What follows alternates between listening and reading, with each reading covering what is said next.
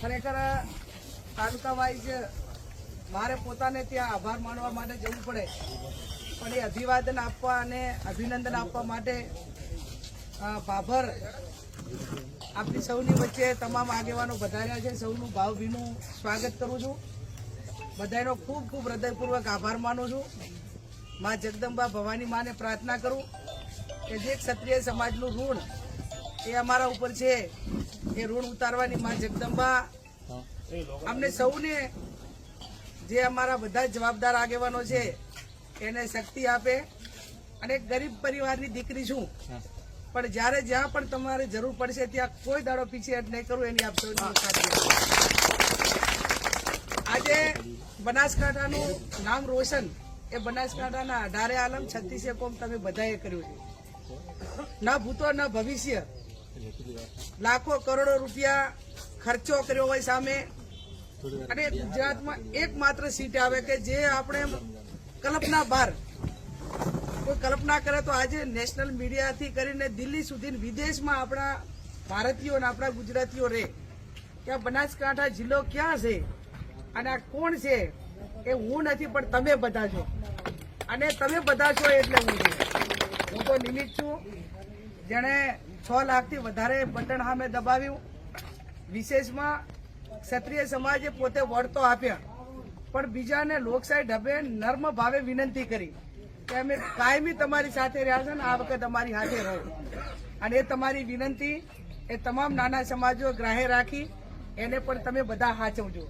આજે તમારા સાથે હું બધાને ઓળખતી હોઉં ના ઓળખતી હોઉં, તમે બધું એમનું ટાપુ કરવા માટે સક્ષમ છો, પણ ક્યાંય મારી નાના મોટી જરૂર પડે, એક નાના મોટી ઓલા ખિસકોલી જેવડી, તો પણ તમે જેનું કબૂલાતનામું લઈને આવ્યા છો એ કબૂલાતનામું કોઈ પણ પ્રકારનું ટાપાનું હશે તો એમાં અડધી રાતે પણ તમારી બેન તરીકે, દીકરી તરીકે અમે બધે ચૂંદડી ઓઢાડી છે. એ ચૂંદડીની માન મર્યાદા મોભો એ કાયમી ગેની બેન એનો સમાજ અને પરિવાર રાખશે.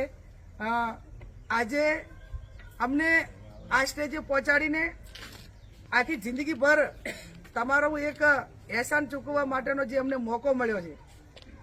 નોંધ કદાચ 2009માં બનાસકાંઠા એક જીત્યું હોત કે 14માં તો એની કોઈ ના લ્યો, પણ આ કટોકટીના સમયને એક મજબૂત વિપક્ષ, અને હું માનું ત્યાં સુધી ભગવાનની કૃપા થાય તો કેન્દ્રમાં સત્તા પરિવર્તન પણ થશે જ. આજે એક સીટના માધ્યમથી આપણે ક્ષત્રિય સમાજને વિનંતી કરી હતી કે એક બાજુ શક્તિસિંહજી ગોહિલ છે અને એક બાજુ પાટીલ સાહેબ છે, તો એક બાજુ જાગીરદાર સમાજનો મોભી એને સીટ મળશે તો એક દિલ્હીની અંદર ગૌરવ અનુભવશે અને કોલર ઊંચા કરશે. આજે એમનો ફોન આવ્યો અને પ્રિયંકાજીએ અને શેષ નેતૃત્વે શક્તિસિંહજીને અભિનંદન આપ્યા કે ખરેખર ગુજરાતની અંદર ખાતું ખોલું, ભાજપની હેટ્રિક કોઈએ રોકી હોય તો એ શક્તિસિંહ ગોહિલે રોકી છે. અને એ હેટ્રિક એવી રોકી છે કે આ 2027 માટે ક્ષત્રિય સમાજ હોય, તમામ સમાજો હોય, એનું રાજકીય ભવિષ્ય એ 2027માં બનાસકાંઠાની સીટે નક્કી કર્યું છે. અને નક્કી કર્યું છે ત્યારે હવે ક્ષત્રિયની જે વ્યાખ્યા લાગે એમાં બધા એક રહેજો, એમાં વિભાજન ના કરતા. રાજપૂત હોય, ઠાકોર હોય, જાગીરદાર દરબારો હોય કે તે ક્ષત્રિયની વ્યાખ્યામાં આવે છે. આ તમે બધા એક થઈને જે નાના મોટી તમામ ચૂંટણીઓમાં, તમામ નાના મોટા કામોમાં, તમામ નાના મોટા પ્રકારના કોઈ ઇસ્યુમાં, કોઈ પણ નાના મોટા ધંધા રોજગારમાં આ બધા તમે એક રહેશો તો એમાં ખૂબ મોટો ફાયદો દરેક ક્ષેત્રની અંદર થશે. અને આ તમે આ 3-4 સમાજ એક રહો તો આજે ઇતર સમાજ તમારા નેજા હેઠળ કામ કરવા રહેવા માટે તૈયાર છે. પણ આપણે બધા એક ના હોઈએ તો એ બધું વેરવિખેર થઈ જાય છે. તો આવનાર સમયની અંદર નાના મોટા તમામ પ્રકારની અંદર જે ક્ષત્રિય સમાજે જે રીતે એકતા બતાવી એમ રાજપૂત સમાજ હોય, ઠાકોર સમાજ હોય, એ પણ આવનાર સમયની અંદર એને એક તાતને આ નેજા હેઠળ રાખવા માટેની જરૂર છે. અને એમાં બધા આપણે પરિશ્રમ કરશું તો આજે આટલે આપણે જે દાડે મેદાનમાં ઉતર્યા ત્યારે આવી કલ્પના કરી નતા ઉતર્યા, પણ હિંમતે મરદા તો મદદે ખુદા.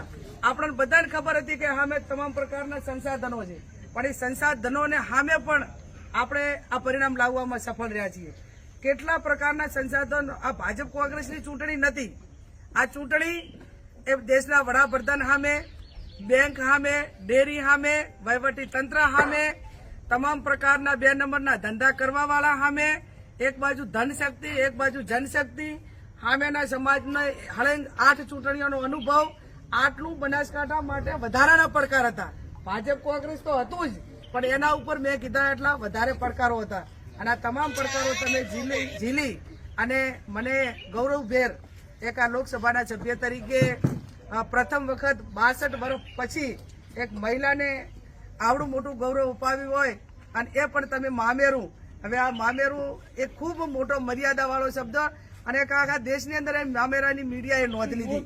એટલે હું આપ સૌને ખાતરી આપું છું કે મારું મામેરું ભરવામાં તમામ સમાજે કંઈ બાકી રાખ્યું નથી. ક્ષત્રિય સમાજે ચૂંદડી ઓઢાડીને ધર્મની બેન તરીકે જે એક ખૂબ મોટી ઇજ્જત આપી અને ખૂબ મોટું બહુમાન આપ્યું, ખૂબ મોટી મદદ કરી, એ બદલ આપ સૌનો ખૂબ ખૂબ હૃદયપૂર્વક આભાર માનું. એક આ ઝૂંપડી જેવા એક ઝાડખા નીચે આવીને તમે બધે મારું સન્માન કર્યું, એ બદલ પણ આપ સૌનો ખૂબ ખૂબ આભાર.